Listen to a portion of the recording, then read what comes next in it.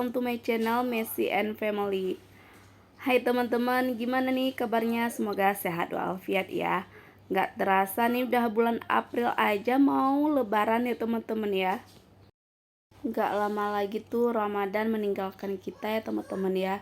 Semoga ini Ramadan yang terbaik dan kita dikasih kesempatan sama Allah untuk bertemu lagi di Ramadan selanjutnya. Amin. Nah, kali ini aku mau buat budgeting aku di bulan April ya teman-teman. Ini udah memasuki bulan April, waktunya kita budgeting. Dan jangan lupa juga untuk mereview budgeting sebelumnya. Oke, ini untuk anggaran aku sendiri di bulan April ini 10 juta ya teman-teman. Dengan kondisi itu 2 dewasa, 3 anak-anak. Oh ya, gimana nih teman-teman untuk THR-nya, amankah, ada tersaving atau habis mudik? Ini untuk mudik ya kan. Untuk saat ini kami nggak mudik dulu teman-teman, soalnya jauh banget sana ke Aceh. Itu memakan uang harus minimalnya 20 jutaan gitu ya teman-teman ya. Jadi sabar dulu aja di Jakarta. Ntar kalau ada uangnya insya Allah kita pulang.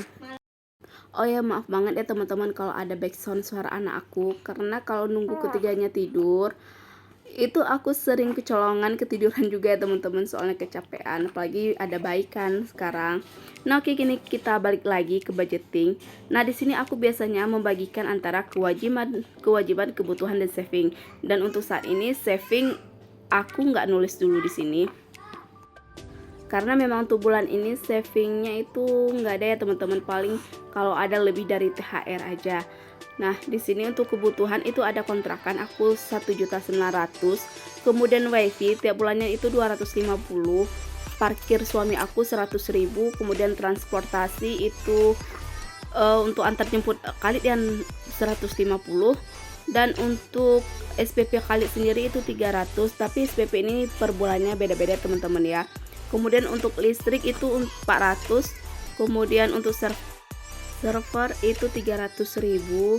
Nah di sini juga ada untuk orang tua ya, untuk mertua maksudnya, itu aku skip aja, nggak aku tulis rahasia. Nah untuk sampah ada 50.000.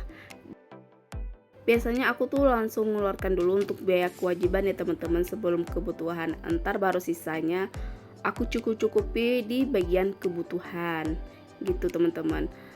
Karena memang ini kan kewajiban yang harus, memang mau ada uang atau enggak kita harus keluarkan gitu.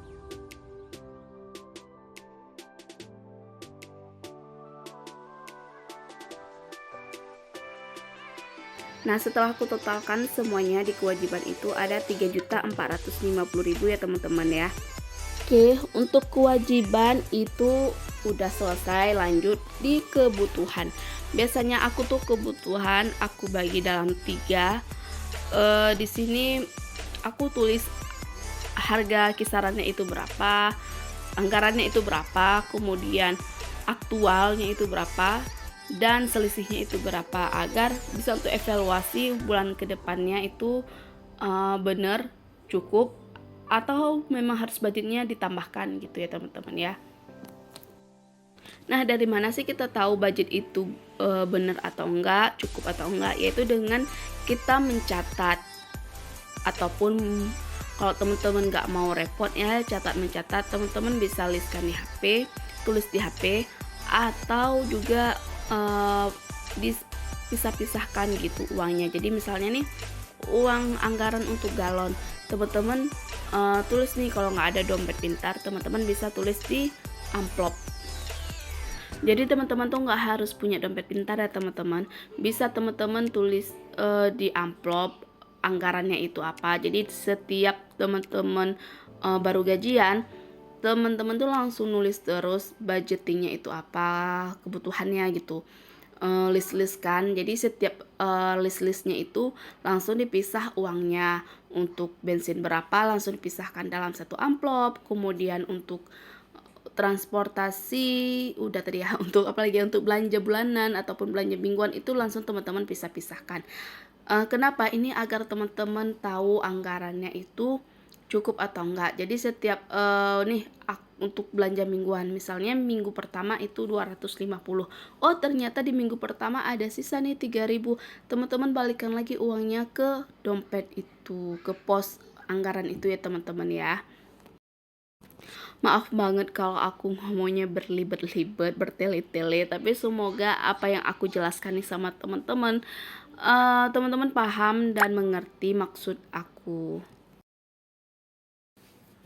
Nah, oke, ini di pos belanja bulanan itu aku anggarkan sebanyak 1 juta ya teman-teman. Untuk belanja mingguan itu 1.500.000. Nah, biasanya aku bagi 5 minggu. Untuk beras itu 250 dan kemudian untuk buah 250. Bensin itu aku anggarkan sebanyak 250, gas 50.000, galon 150, dan jajan ini jajan aku, suami, pokoknya jajan satu keluarga ya teman-teman ya, 1.700.000.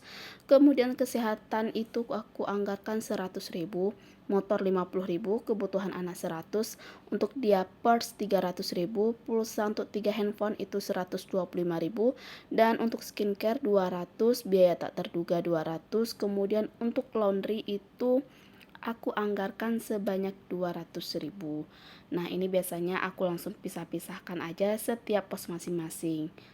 Untuk jajan tadi kenapa kok banyak banget sih 1.700.000? Itu kita sesuaikan dengan tempat dan kondisi ya teman-teman, karena posisinya itu aku di Jakarta dan 5 di rumah itu ada 5, jadi 1.700.000 itu udah dengan pegangan suami ya teman-teman.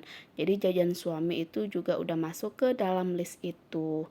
Berhubung suami aku nggak ngerokok, jadi kami kalau jajan biasanya jajan sama-sama, dan paling suami aku cuma pegang untuk di dompet dia tuh untuk jaga-jaga 100.000 gitu.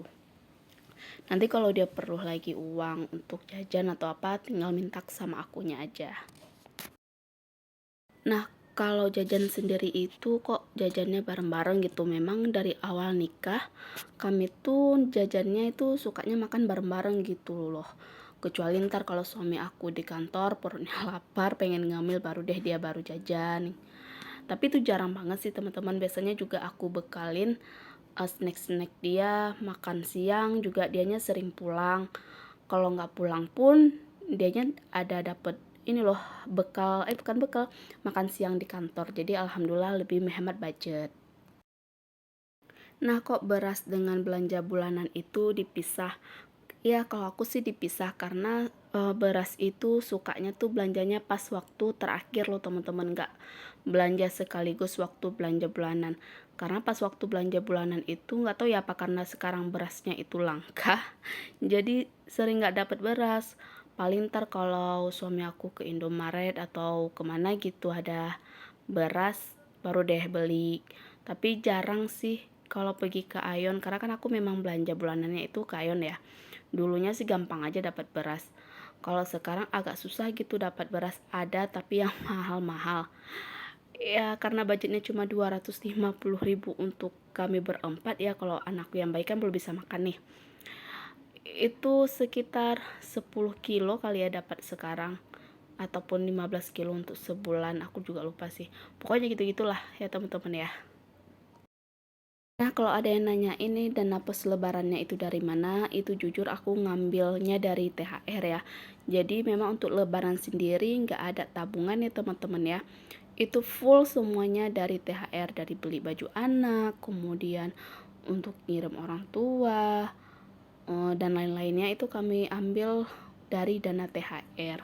Karena kan aku bersiap lahiran ya, jadi banyak banget uang tabungan dan pos-pos lainnya yang aku pergunakan untuk melahirkan kemarin ya teman-teman ya. Baik itu dari beli baju anak, pokoknya kebutuhan bayi karena baru melahirkan. Dan memang untuk baju abang-abangnya yang dulu nggak ada, semuanya pada tinggal di Aceh ya pas waktu baju abang-abangnya yang bayi, jadi full semuanya beli baru. Oke, ini kita hitung aja berapa sih total dari kewajiban aku di bulan April ini.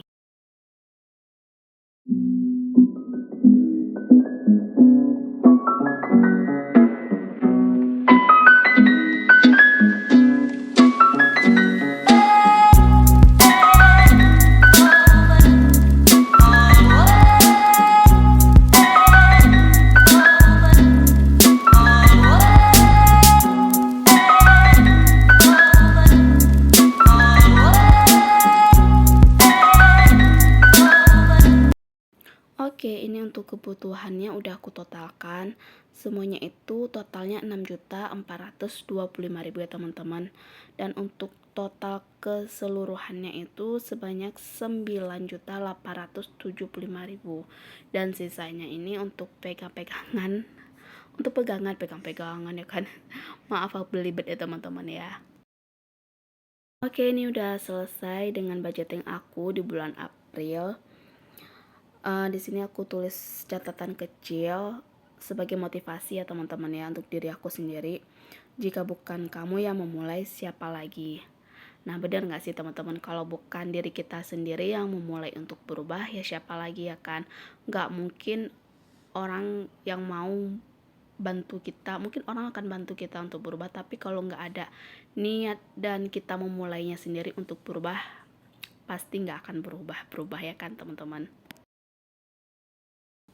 Nah, untuk seeking fun sendiri aku itu skip dulu karena bulan ini aku mau bayar uang sekolah anak aku yang nomor 1, dia mau masuk SD. Setelah itu lanjut bayar sekolah anak aku yang nomor 2. Masya Allah ya, bayar uang pendidikan itu luar biasa, apalagi kalau anak umur yang belum cukup umur 7 tahun itu nggak bisa masuk negeri ya teman-teman ya, harus swasta. Bukan harus sih, paling bisa masuknya swasta gitu. Untuk negeri itu ada batas umurnya. Nah, ini aku lanjut untuk masukin uang ke dalam dompet pintar, jadi biar nggak kecampur-campur gitu loh. Jadi pas waktu aku misalnya nih belanja mingguan pertama ada sisa, aku langsung uang kembaliannya aku balikin lagi ke situ. Jadi kalau aku malas mencatat, ya udah tinggal lihat aja berapa sisa budget aku di pos keuangan itu di saat evaluasi ya teman-teman ya. Alhamdulillah aku udah lakuin budgeting ini dari tahun 2021. Sebenarnya aku udah lakuin budgeting itu di awal nikah ya teman-teman. Cuma waktu itu aku belum ngerti itu budgeting. Aku cuma catat-catat aja gitu. Tapi makin kesini pas waktu nonton YouTube-nya teman-teman tuh pada tahun 2021 aku baru oh ternyata yang selama ini aku lakuin itu adalah budgeting. Alhamdulillah ini amat membantu aku sih. Dan aku buat YouTube itu juga di tahun 2021. Itu aku buatnya timbul tenggelam ya teman-teman, kadang ngepost kadang enggak gitu. Awalnya aku buat YouTube itu juga sendiri karena untuk motivasi aku agar aku konsisten ya teman-teman. Dan alhamdulillah sampai sekarang aku masih konsisten dalam budgeting, dan alhamdulillah juga amat membantu perekonomian rumahku. Amat membantu memperbaiki keuangan yang dulunya nggak tahu nih uangnya habis kemana, tapi alhamdulillah sekarang udah ngerti, oh uangnya habisnya kesini gitu. Mungkin dulu aku nggak terlalu detail ya teman-teman pas awal nikah budgetingnya. Sekarang lebih detail dan lebih memahami kebutuhan rumah tangga aku itu sendiri seperti apa. Dan kalau ada teman-teman yang pengen ataupun saudara yang pengen pinjam, aku juga lebih mikir kalau aku pinjam ini cukup nggak sih keuangan di rumah aku. Kalau dulu aku nggak terlalu memahami gitu. Kalau sekarang ya masih mikir-mikir 2-3 kali untuk meminjamkan uang ke orang, karena memang kita udah tahu ini uangnya nih ngepas banget loh gitu. Nah, semoga teman-teman paham ya maksud aku, karena udah lama banget nih aku nggak voice over, jadi agak belibet banget cara ngomongnya, cara penyampaiannya. Semoga next aku makin belajar nih bagaimana cara penyampaian lebih baik ke teman-teman. Oke, sampai di sini dulu video aku. Sampai ketemu di next video. Assalamualaikum warahmatullahi wabarakatuh.